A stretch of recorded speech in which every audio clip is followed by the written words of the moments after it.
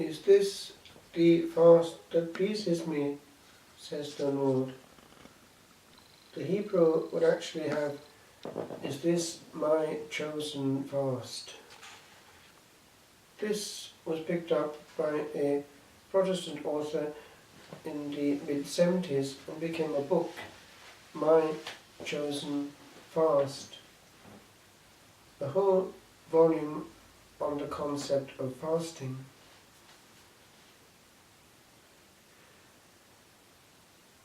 Whereas in the East, our brethren do take seriously still the obligation of fasting, and are quite surprised that we sometimes are very casual about it when it comes to Lent.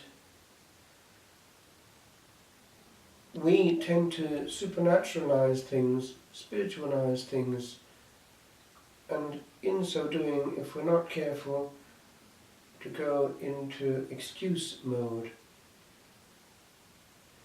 We need to be careful.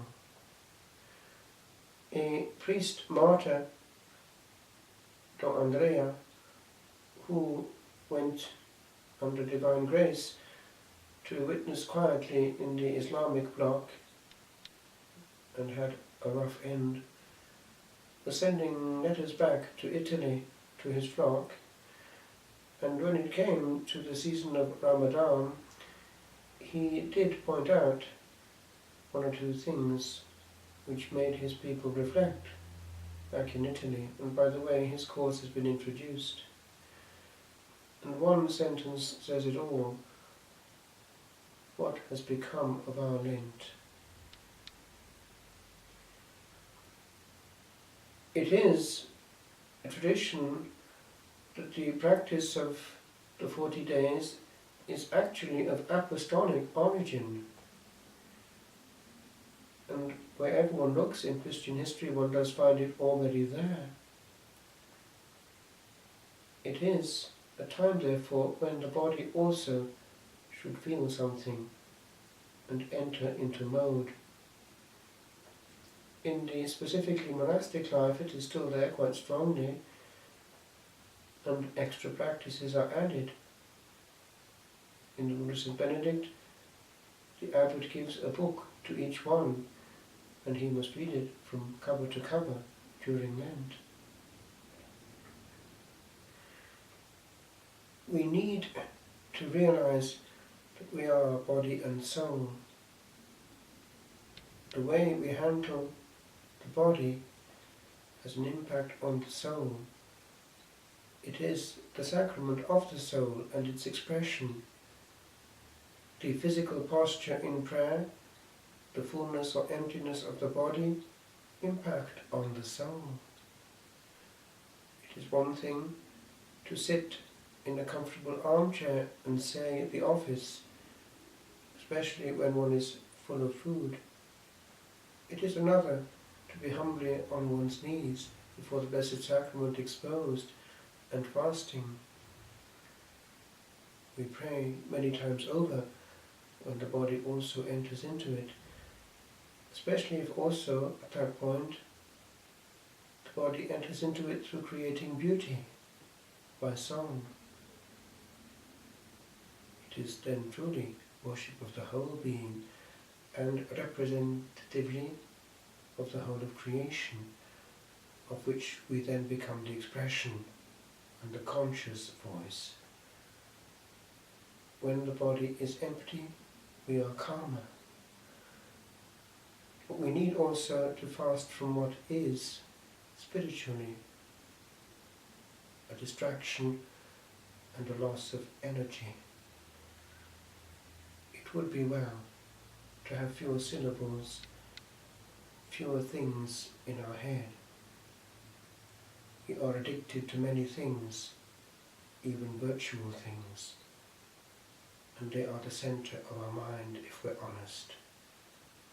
Lent is an entry into the desert, and the desert is very, very stark, because very, very simple.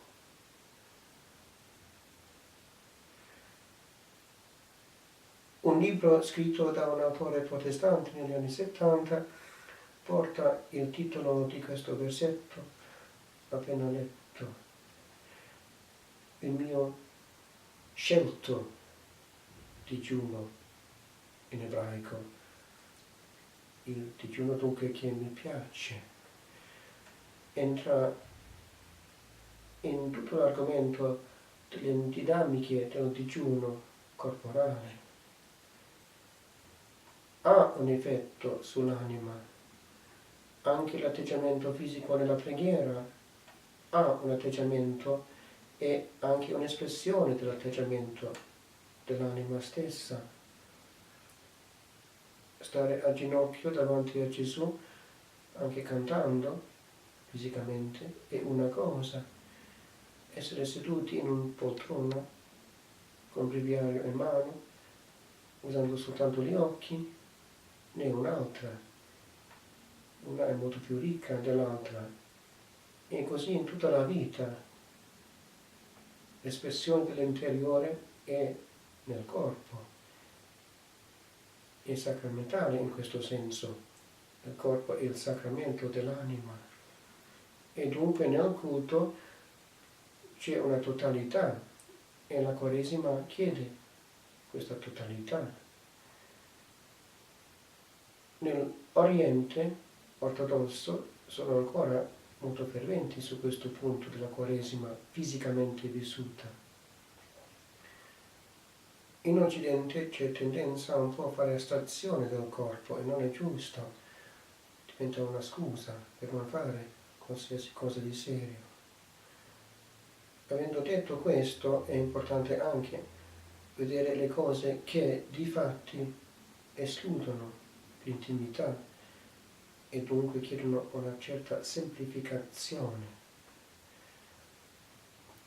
Parlavo l'altro giorno con un itinerante giovane e lei spontaneamente diceva che per la Quaresima farebbe assenza totale di comunicazione di WhatsApp, un'applicazione di cellulare moderno che crea tanto contatto,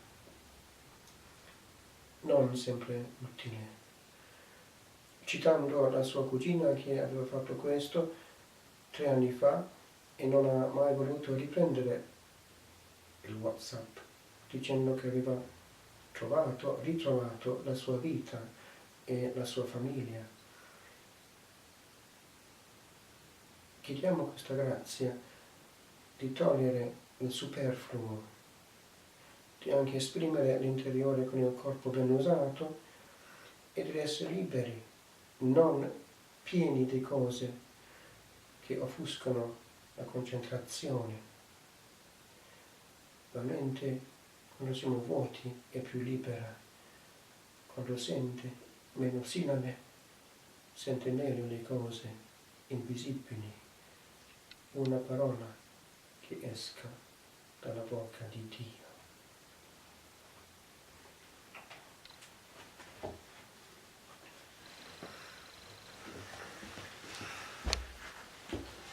Vi darò un cuore nuovo, metterò dentro di voi uno spirito nuovo. Vi prenderò dalle genti, vi radunerò da ogni terra e vi condurrò sul vostro suolo.